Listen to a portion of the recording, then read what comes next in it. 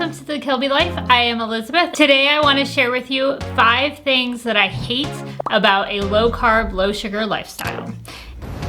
Awkward. I would also like to thank Element for sponsoring this video. Number 1, I hate that instead of seeing progress, I see what I still haven't done yet. What I mean by that is I remember when I started eating low carb, low sugar, I saw weight loss, I saw brain fog going away, I saw results and I saw them quickly.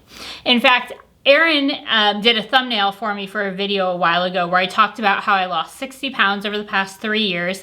And the picture he put up, I had a friend say, that didn't even look like you. Because I don't remember looking like that. And so it was interesting because I could see changes right away, but my brain now doesn't register what I started at. It kind of registers where I am now. And instead of seeing what I've done and the progress I've made, I'm seeing what I still have left to do. Like I probably have another 7 pounds I could lose before I get back to my lowest weight.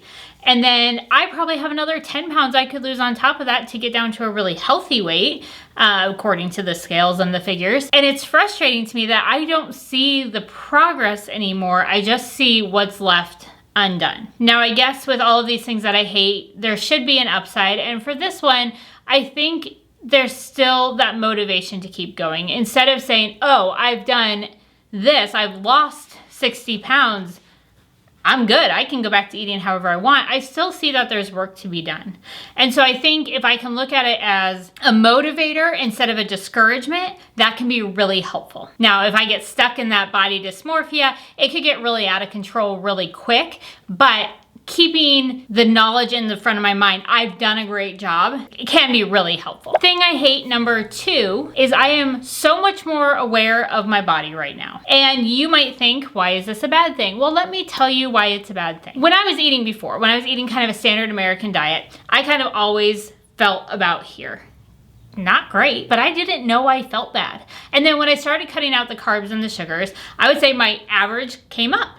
I generally felt good. And now I see so quickly when I eat something that is affecting me or causing inflammation or that my body is just not responding well to, it is quick to drop back down to this way of feeling instead of feeling good. And I want to feel good. Foods can affect me so quickly and so intensely, and I never realized that before. There's got to be a plus here, right? So if there's a food that I eat that affects me negatively, I'm so much more aware of it and can limit it or cut it out. Nothing for you. And because I know specifically what food is not making me feel good, most of the time if I eat something that doesn't make me feel good, I don't want to eat more of it. So it's not even a struggle to say, I don't want to eat it anymore. So those lists of foods that I don't want to eat grows, which can be frustrating, but my body is staying at this level instead of coming down here and just being like, ugh. Another plus that I want to make sure I tell you about is anytime you change the way of eating, the diet that you're on, it is common to bring in new products to try to support that lifestyle. And one of my favorites that we have found is Elements. They are a tasty electrolyte drink with all of the good stuff you want and none of the junk. I feel really good about putting these in my body because I know it is going to support the lifestyle and the decisions that I am making today so that I feel good for the long run. Each of these little packets has 1,000 milligrams of sodium, 200 milligrams of potassium, and 60 milligrams of magnesium. It's a science-backed formula that gives me everything that I need. These ones right now are my favorite while it's still cold outside. It's the chocolate medley with chocolate chai, chocolate raspberry, and chocolate mint. And then they also have this really cool raw unflavored one. So it's got all the good stuff in it, but there's no flavoring. There's no sweetener in it. So if you're doing a strict bacon, butter, beef, eggs diet, I said that out of order, it really supports that well. And you could do it with like the Lion diet, so you're still getting your electrolytes without anything added to it at all. If you go to the website, we're gonna put on the screen, it's drinkelement.com/Kilby, drinklmnt.com/Kilby, and place any order. They're gonna send you one of these as well. It is a sample pack with 8 of their flavors, so you can try a bunch of different kinds before you commit to a whole box of one, but I don't think you can go wrong with them.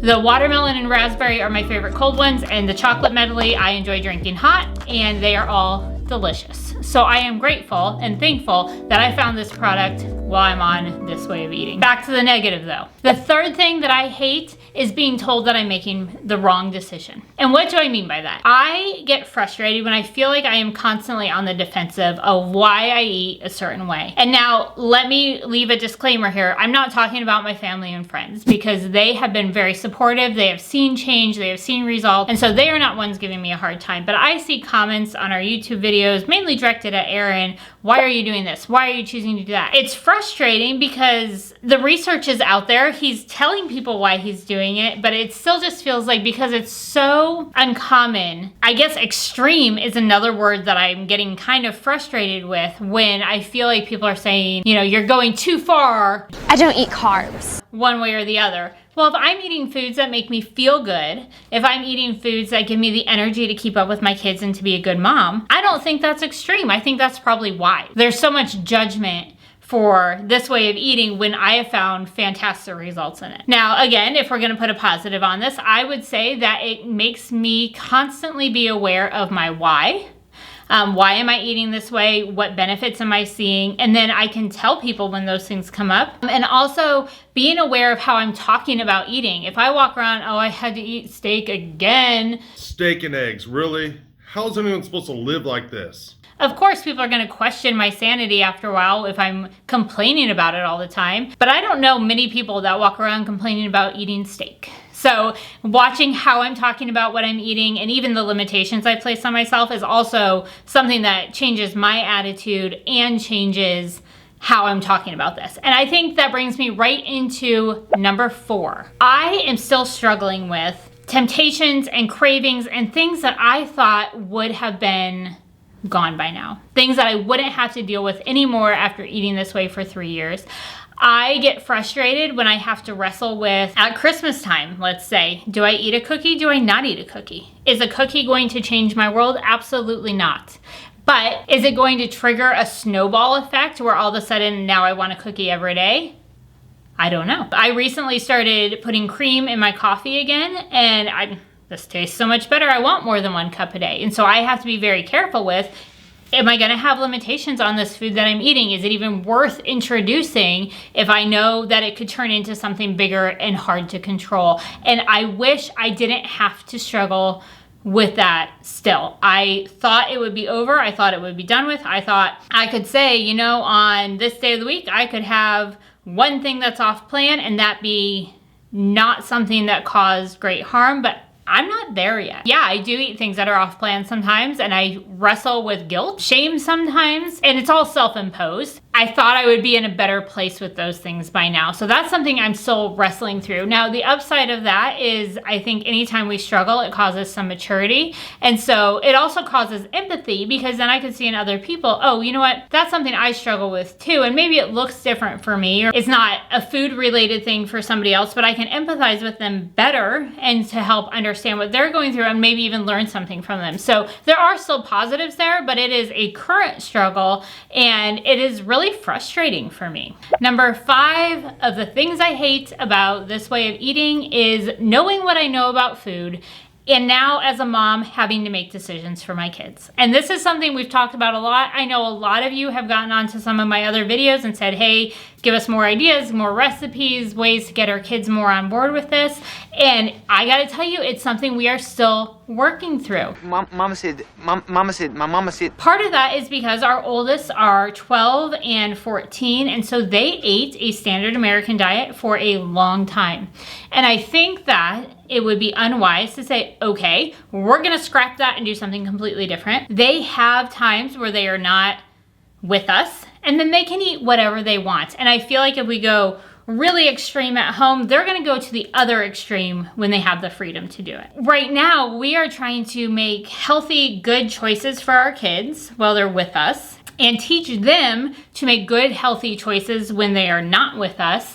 And so I wrestle with how does that look and how do we do it better and how can we continually improve what we're doing so that they have a healthy relationship with food and we're supporting their bodies and their health now, but also when they are away from us or even when they grow up and move out, how can we prepare them and equip them to think about food in a way that's going to benefit them later? It is a lot. It is a weighty thing, and I don't like it. I don't like the weight of it. Now, struggles cause maturity, so hopefully I'm maturing here, but it's something that I think about and I wrestle with all the time. And I've talked about this before. We've taken, you know, kind of the normal thing and said, okay, how can we make that better? And then how can we make it best? And so as we continue to shift things through that process in a way that they are okay with and we are okay with, I see growth there, but we still have a long way to go. The upside of doing this now and changing the way I'm eating now is I have all of them under my roof, and I get to have conversations with them regularly about how I feel when I eat different foods and how glad I am to have energy to be their mom, to be able to go do things without feeling run down and tired and, oh, we can't go to the park because I can't even stay awake today. I don't have that. Okay, let's go to the park.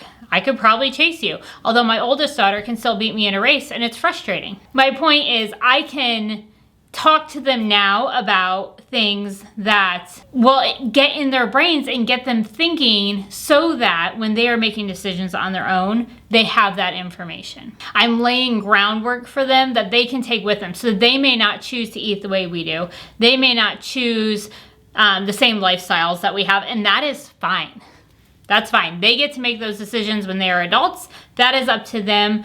And I don't have to be in charge of that anymore. This is what mom and dad did and how they felt while they were doing it to always fall back on. That won't go away. That can't be taken away from them at this point. And so if they find themselves in a situation where they've chosen to do something different and then have this realization that it's not working well, they will have an automatic, oh, I could do this thing. Those were the 5 things that really jumped out at me that are really frustrating about this way of eating. And I did sit down and try and find the positives in them as well, because I think they're there if we dig a little bit further. I would be curious what things frustrate you about this way of eating, especially if they're a little tongue-in-cheek like these ones, where it's not necessarily a bad thing, but sometimes it can feel weighty. Thank you so much for hanging out with me. Don't forget to go online and order your Element, because again, that is a fantastic part of changing the way I'm eating. I have loved this product and I'm so glad that I found them. Let me know. Let me know where you're at. What do you love? What do you hate? Bring it on. I'll talk to you guys soon. Bye. You need a thumbnail? Don't do that. 5. That's all I got. I love you.